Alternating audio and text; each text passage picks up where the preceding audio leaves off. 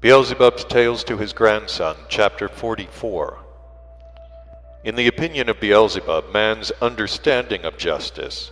is for him, in the objective sense, an accursed mirage. Smiling, and continuing to look affectionately at his grandson Hussein, Beelzebub said, "It is only now, my dear future substitute, after all that I've related to you, and all that you have in a general way taken in during this concerning the three-brained beings breeding on the planet Earth, that I find it opportune to tell you about that terrestrial question to which I promised to devote myself at the very end of my tales. Namely, about that maleficent idea, widespread among all of them, which, you remember when I spoke about the chief kink in their psyche, that is, about their diverse and peculiar Habat Vernonis, or, as they themselves call them, religions, I said was made by them the basis of all these religions of theirs, and which maleficent idea was called good and evil. I then also told you that on account of this maleficent idea existing among the terrestrial three-brained beings,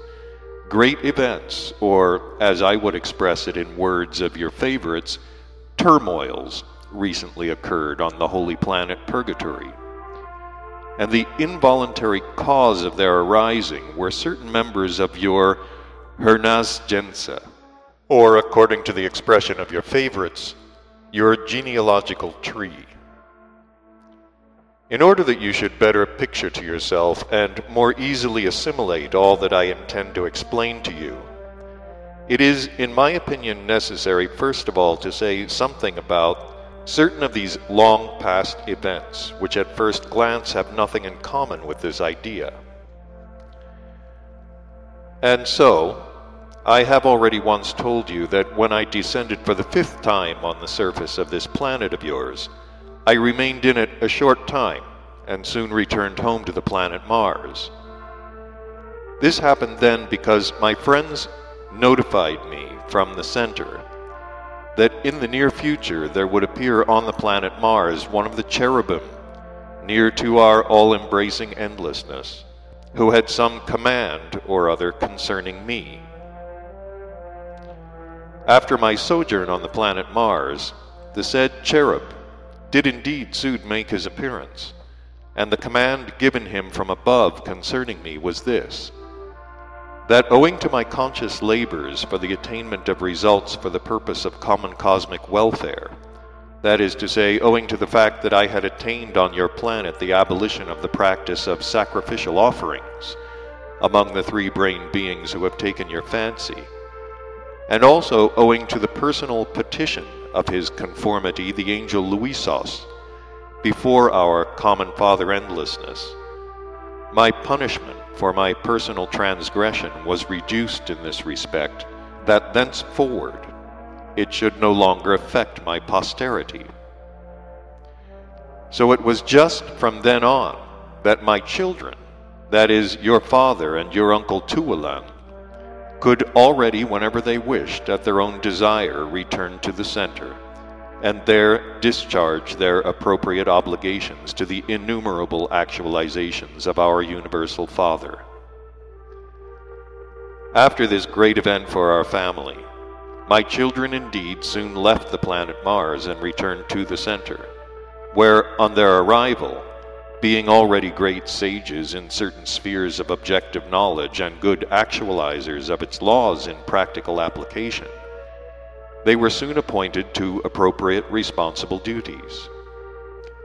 Your father, as I've already told you, was immediately assigned to the post of Zerlichner on one of the parts of the surface of our dear Karatas, in which post he gradually became worthy of obtaining the responsibility of Chief Zerlichner over all the three-brained beings breeding on our planet, which post he still retains. And your uncle Tualan, as I have also already told you, was then enrolled as one of the assistants to the director of the Etherogram station on the holy planet Purgatory, which then as now has an Etherogram connection, with almost all the planets of our great universe. Later, he also merited the post of Chief Director, and this post he still retains at the present time. I must explain to you, my boy, also why, on their arrival there at the center, my results, or, according to the expression of your favorites, my sons, then became worthy immediately to obtain these responsible posts. In order that this should become comprehensible to you, I must tell you that among those exiled with me, at the very beginning of our exile there, was the chief Zerlichner of our planet Karatas, and then, still young but already very learned, Pulugistius, who, after the all-gracious pardon, became worthy to be, and still is, an assistant to the great observer of the movements of all the concentrations of the megalocosmos, his self-keepness, the arch-seraph Sheltarna. And so, when I began there on the planet Mars to organize my observatory, this same learned Pulugistius proposed to me that I should take him in the capacity of inspector and manager of this new establishment of mine. Of course, I then immediately agreed with his proposal, as he was a very great authority on locating all large and small concentrations, as well as an authority on the laws of their reciprocal maintenance. And from then on, this great learned Pulugistius began to exist in my house on the planet Mars. Later, when the results of my active principle arose and were formed to corresponding age,